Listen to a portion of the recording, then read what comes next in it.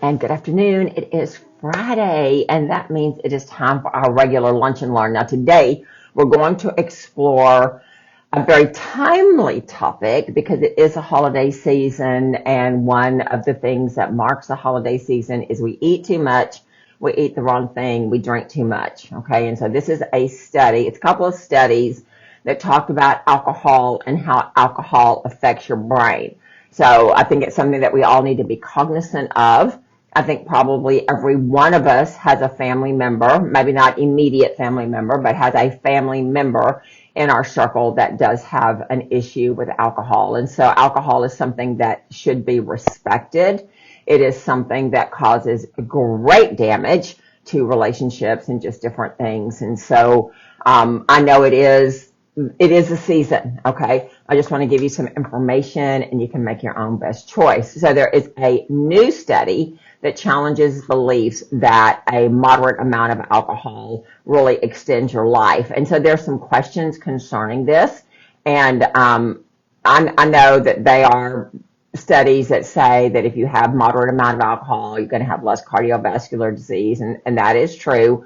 There's what they call the French paradox, which the French eat a lot of high-fat foods, and they drink a lot of wine, and they have almost zero heart issues. And so it has led to some folklore rather than studies that a moderate amount of alcohol is good for you. So we're going to explore two studies, and then you can make your own best decisions for you and your family. So there's new study says that there's no safe amount of alcohol, and if you want to protect your brain, you need to avoid alcohol at all costs. Now, the researchers have uncovered evidence that the comforting notion that light to moderate drinking can provide cognitive benefits. It may not be true. Now, underline that word, may not be true. It's not 100% that we know for sure.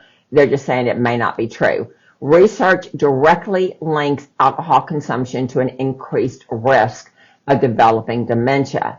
Now, the projected estimates worldwide of people who are suffering from dementia is currently at 57 million, and it is projected to rise by 2050 to 153 million. So that's 3 times what it is right now. So this trend points to an urgent need to find out what is the cause of dementia and what we can do to avoid those causes or limit those causes or reduce those causes, because none of us want our family members or ourselves to have dementia. Now, I have always been very protective of my brain, even though I am a child of the 60s and 70s, didn't do drugs and that kind of thing, because I respected my brain and I didn't want to do anything that would hurt my brain. And so as we get into our later years, that's even more important that we do what is needed so that we keep our brain. We do know a lot of people who have Alzheimer's. We do know people in our family that have cognitive decline. And this is something that's very scary. It's very difficult on family relationships. And if there's something that we can do to avoid that or to prevent that, I think we're wise to do that. So the research that was published this month, now this month I think was November, okay, this month in November in eClinical magazine found that an increased predicted alcohol consumption based on genetic factors is positively linked with greater risk of developing dementia among current drinkers. The findings cast doubt on the idea that any level of alcohol consumption is safe for dementia prevention. Now, I'm going to break this down because this is talking about your genetic predisposition. Okay, so it's about your genetics. It's not necessarily about the consumption of alcohol, but the consumption of alcohol and the specific genetics. And I was hoping that they would tell me what gene SNP to look for, but they don't tell me that. Okay, and so we just have to look at what they do give us, and maybe I can delve a little bit deeper into this article and find out exactly what gene SNPs they're talking about. And so what they're saying, if you have a certain subset of gene SNPs, then you are going to be more likely to develop dementia if you drink any amount of alcohol.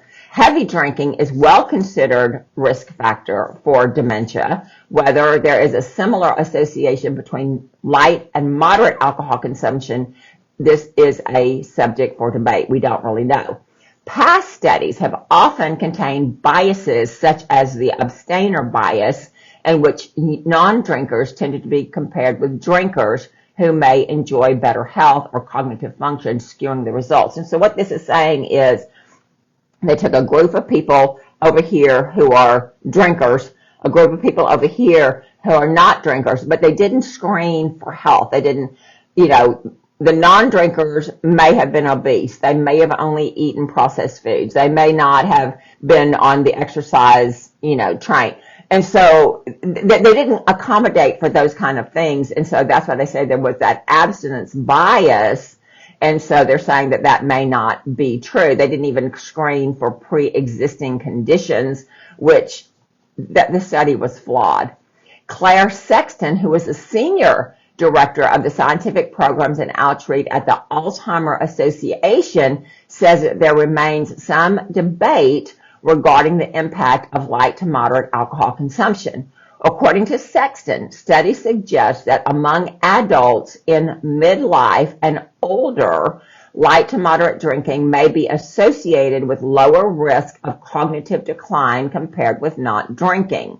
So, a lot of things to consider. Older adults, okay, not kids, not teenagers, not young adults, older adults at midlife and older. So I guess that kind of qualifies me, right? Midlife and older. Yeah.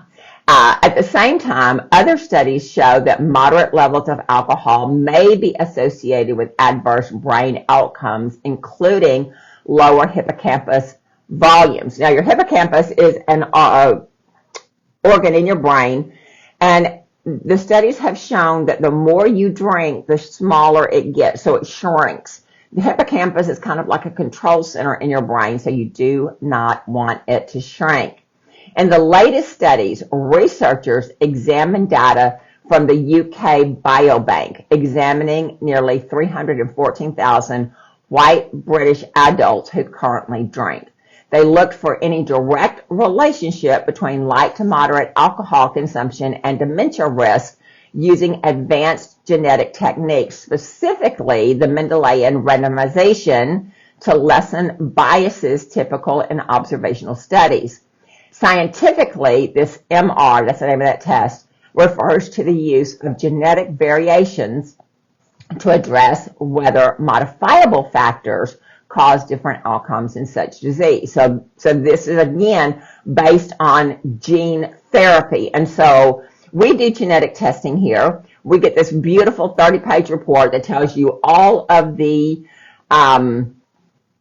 what do you call that? I don't want to say malfunctions because it's not a malfunction. We're all born with different gene abnormalities, right? Hopefully in the Garden of Eden, right? Your parents, you've got a male and a female. That still works that way. 23 chromosomes, they come together. And they come together if they match, and if they're whole, then you get the good genes, right? If mama has a broken gene and papa does not have a broken gene, then what you get is what they call a heterozygous gene. That means one half is broken, one half is whole. So your dysfunction is going to be half of what it would be if it was 100%.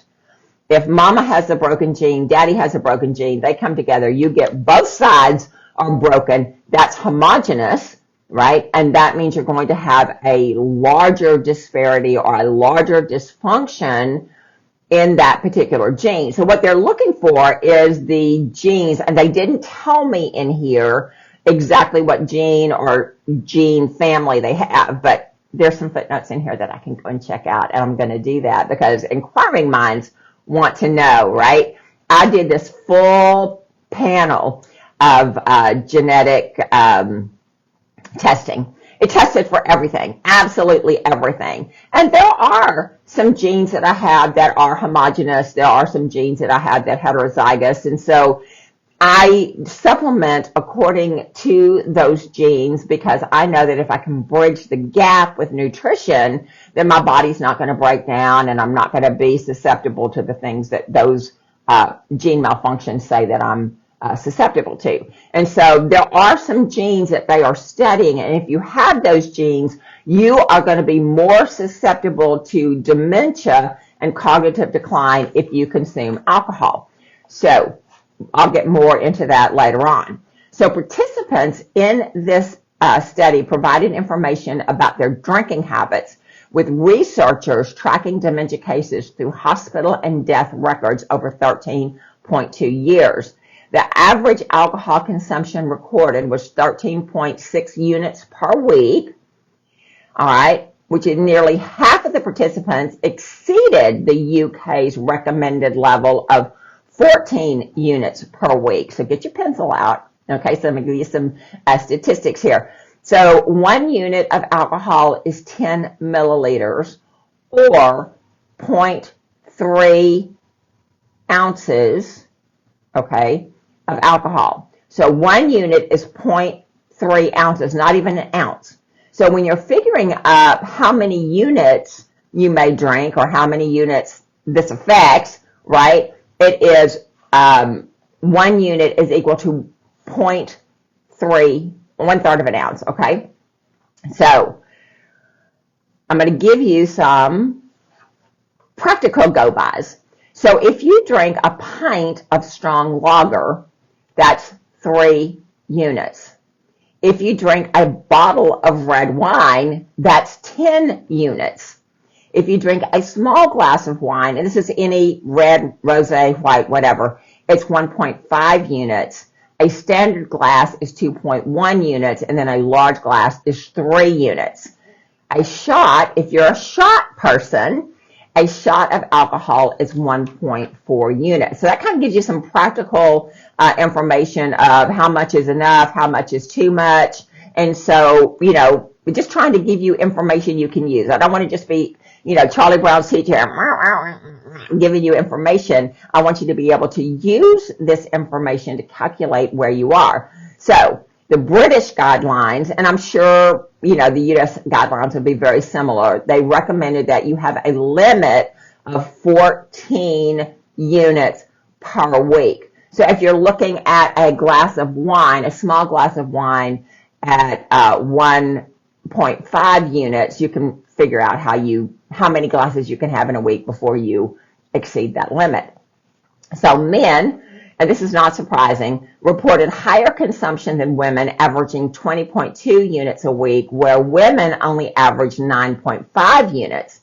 Interestingly, a greater proportion of women, 68.6%, adhered to the recommended limits compared to only 34.2% of the men. So what does that tell you? It tells you that women are more likely to take care of their health, and they're more likely to treat guidelines as guidelines and not just, oh, well, that's what some people say, and I don't have to pay attention to that.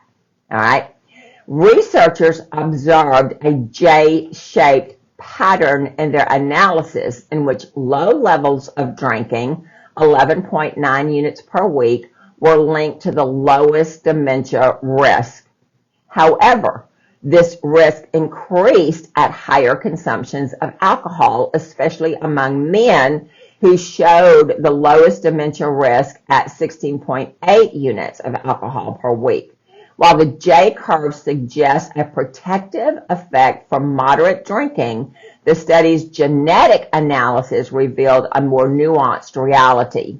The genetic findings indicate that individuals possessing genes associated with greater alcohol consumption were more likely to develop dementia, particularly women.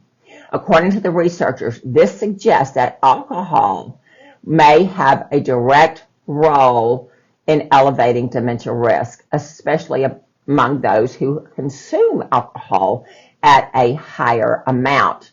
In men, the risk of alcohol may be masked by other associated risk factors such as smoking.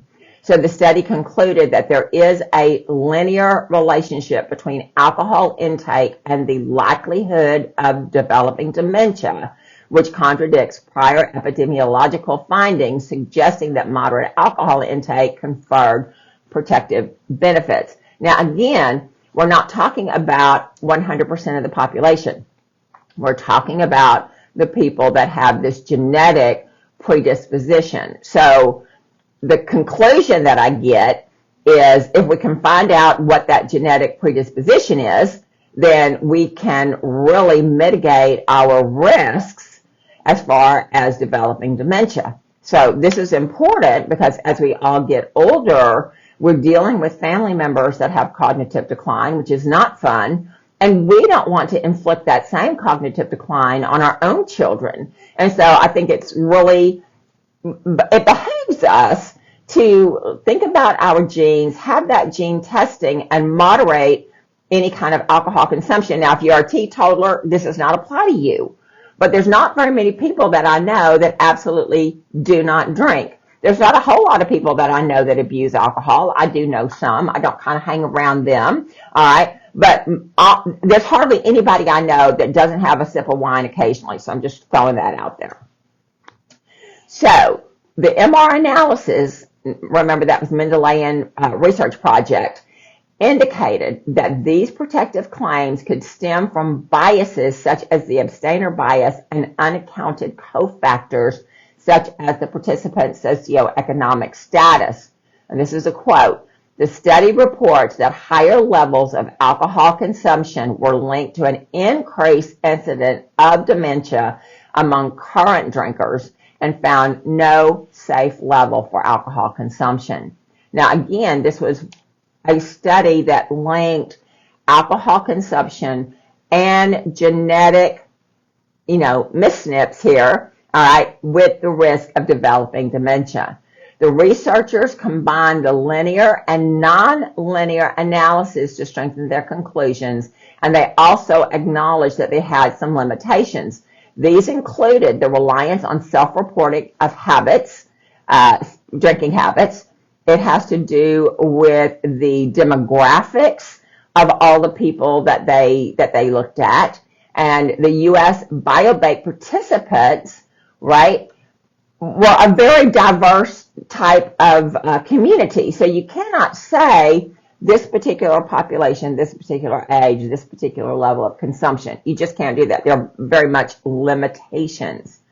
The protective association between light to moderate alcohol consumption and dementia might be confounded by a healthier lifestyle choice prevalent among moderate drinkers or the socioeconomic factors, including alcohol consumption patterns.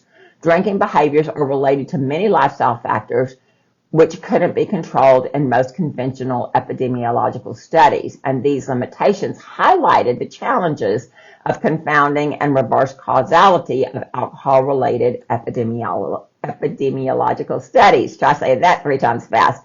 So what they're saying here is moderate drinkers may be more overall concerned with their health. They don't overindulge.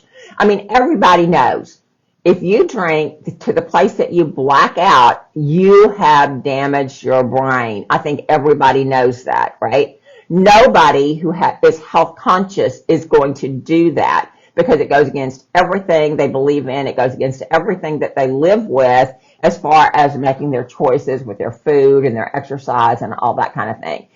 Also, socioeconomics had a big thing to do here as well, and I don't know exactly what they're saying. If you've got a lower socioeconomics, you drink more, or if you have a higher socioeconomics, you don't drink as much. I'm not sure what they're saying there, and that's why they're saying it's really difficult to say what is the cause of what's going on. So, Dr. Ash Gulati, who is a board-certified neurologist affiliated with George Washington University Hospital in Washington, said that alcohol can significantly affect brain health, particularly in areas responsible for memory and cognition.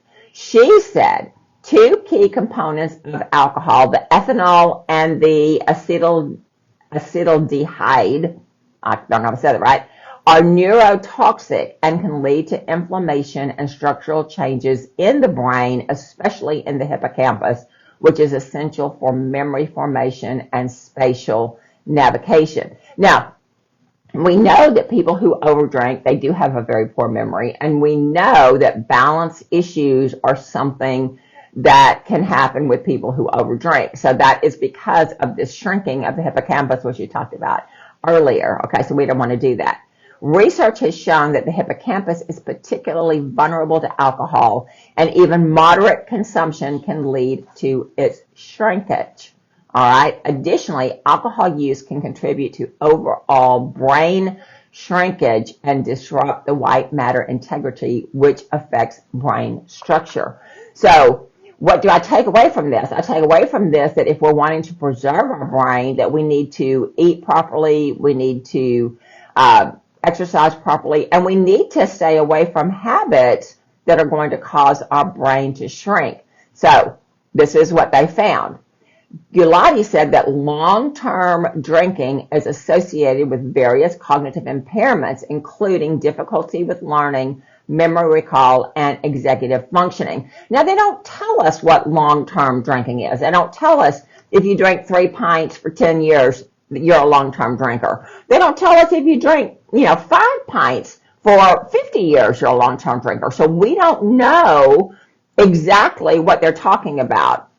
But we do know that we don't want to be a habitual drinker, and we do know that the people that get blinding drunk, they're not doing anything good for their brain. So think about your own life, think about your own habits, think about what kind of cognitive issues you might be dealing with. Are you having memory recall? Are you having spatial dysfunction? Do you not know where your balance is? Will you put your hand out to touch the wall? Do you not touch the wall because that spatial, that distancing is messed up because of the alcohol? So think about yourself, think about your habits, think about what you're going through, and if you're having some of these disturbing things happening in your life, then that's something that you really need to consider. Maybe you're drinking too much, or maybe you have one of those gene snips that causes you to be more prone to having these kind of problems, and then dementia is in the road that you're walking, and so you might want to do some different things.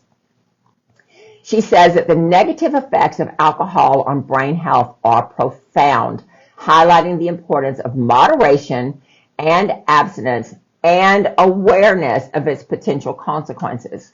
Now, she says that the brain ability to recover from alcohol-induced damage is limited, especially following long-term heavy consumption. She said that the damage to the neurons, all right, and critical brain structures, particularly those involved in cognitive functions such as memory, is often permanent. She notes that there is some neuroplasticity in the brain that allows for minor recovery in the early stages or with moderate alcohol intake, but that chronic exposure can result in irreversible harm. So, we all know, I mean, you would have to be just having your head in the sand if you did not understand that long-term heavy drinking was going to cause you problems in your brain, okay? And so she's saying that if you are one of those long-term heavy drinkers, the cognitive loss is not going to be reversed. However, she also said that there is some neuroplasticity. That means that the brain can recover. So there are all kinds of nootropic supplements that you can take if you have damaged your brain, or if you're on the way to damaging your brain. There are things that you can take to increase that neuroplasticity to help you to recover, and hopefully will moderate your decisions and not consume the alcohol that you've been consuming. Ceasing alcohol consumption and adopting a healthy lifestyle can promote recovery. All right, so things are not lost, but you have to work at it. According to Heil-Mealey, neurogenesis, or the formation of new neurons, can occur, particularly in the hippocampus, and can lead to improvements in cognitive functions. Though complete recovery may not be possible, significant benefits can arise from lifestyle changes and from abstaining from alcohol. So, the current study found a positive linear relationship between any level of consumption and dementia risk. Now remember, this is also associated with the genes, all right? And it says, while the focus of current drinkers of the white British descent may limit the generalization of the findings, the results underscore the necessity for increased caution regarding any alcohol intake due to the potential detrimental effects on cognitive health. Now, we know, like I said, that it is the season. So this other report, the lead researcher, Tim Stockwell, he is a scientist with the Canadian Institute of Substance Use Research at the University of Victoria. He earned his doctorate degree at the Institute of Psychiatry at the University of London. Now, I'm thinking that's London, Ontario, because he's Canadian. He and his team examined 107 longitudinal studies that tracked individuals over time to explore the link between their drinking habits and their lifespan. So, the researchers analyzed 4,838,825 people and found 724 estimates of the link between alcohol consumption and overall mortality. So that's a big disparity of numbers, all right? So the percentage is 0.1496. So there's some caution here, right? I don't want anybody to think, oh my goodness, I enjoy the occasional cocktail, I'm going to die, I'm going to have dementia. That's not what this is saying, right? If you are a habitual drinker, if you are a heavy habitual drinker, and if you have that gene deformity, then yes, you're going to have significant problems. And I am going to look at the references on here and see what those gene SNPs are, because inquiring minds want to know, right? But overall, after analyzing over 4 million people, they only found 724 estimates of the link between alcohol consumption and overall mortality. When they aggregated the data, it initially appeared that light to moderate drinkers, those consuming between 1 drink per week and 2 drinks per day, had a 14% lower risk of death during the study period compared to non-drinkers. So we've got a little bit of a mixed bag here, right? It is the season. There are parties, there are office parties, there's all the things, right? If you consume alcohol, just be aware, all right? I'm going to get the rest of the information if I can. I mean, sometimes people are stingy with their information, but I'm going to try and find out what gene SNPs they are, because if you can get tested and if you have those, then you've got really, really strong evidence on whether you should or shouldn't, right? Nobody needs to get blinding drunk. Nobody needs to take advantage of the season, right? We're not saying that, not at all. But this is really important information for you to manage your health. And so this is what we're trying to give you this information, give you information that you can use, give you information that can help you live a better life. And I do want you to enjoy the season, okay? So nobody's just being all, a prude over here. That's not what this is about.